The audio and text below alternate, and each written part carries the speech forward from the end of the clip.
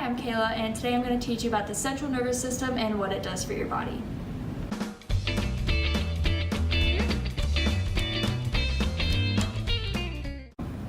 So basically your body has two different nervous systems. There's your central nervous system and your peripheral nervous system. Today we're just going to focus on your central nervous system, which is your brain and your spinal cord. And how these work is down to the microscopic level, which is your neuron. So this is a larger scale model of a neuron, which when there's a bunch of neurons that come together, that creates a whole nerve, which will then create your spinal cord, which connects to your brain. So here, these little green spiky things are called dendrites.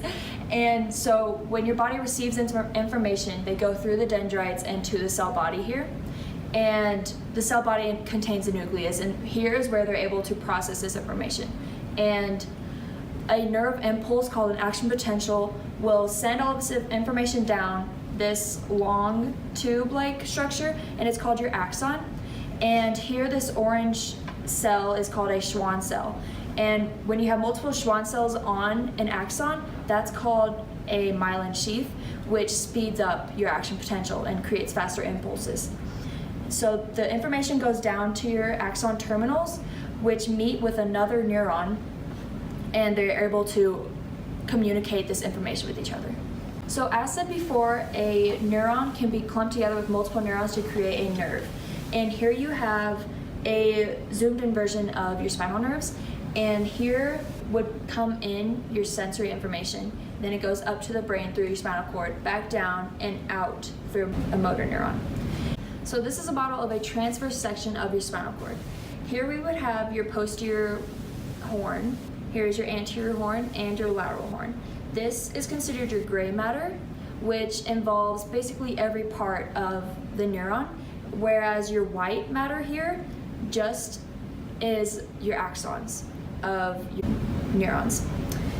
Like your brain, your spinal cord is covered in 3 meninges, which are also just synonymous of protective tissues.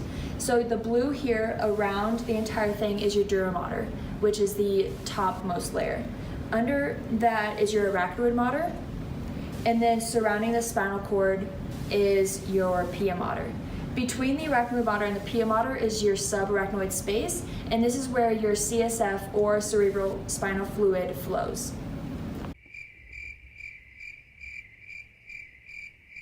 So along with your meninges on your spinal cord also has protection from bones, which are called vertebrae, all down your spine. So an adult has around 24 vertebrae, which encloses your spinal cord. This is an internal view of your spinal cord, which leads up into your brainstem. So your spinal cord leads up into your brainstem, which leads up into your brain. Your brain is where your body processes the sensory information that is sent up your spinal cord and then sent back out into motor information. So your brain is composed of 2 main parts, your cerebrum and your cerebellum, which is kind of like a smaller cerebrum. Your brain is the opposite of your spinal cord in the sense that it has gray matter surrounding the outside and white matter on the inside.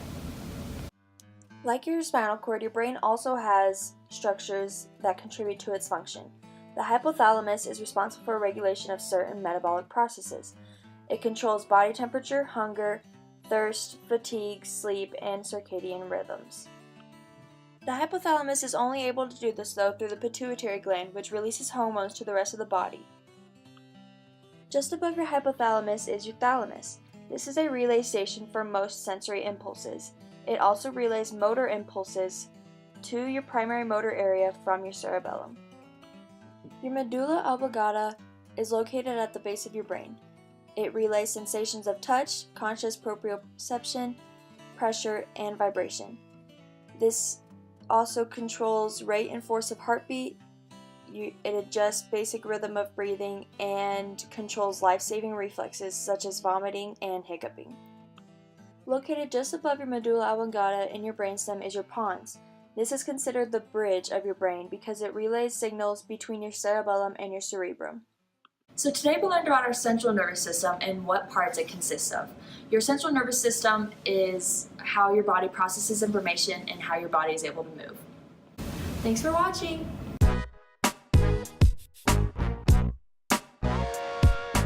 This is how it would look like if I cut myself open.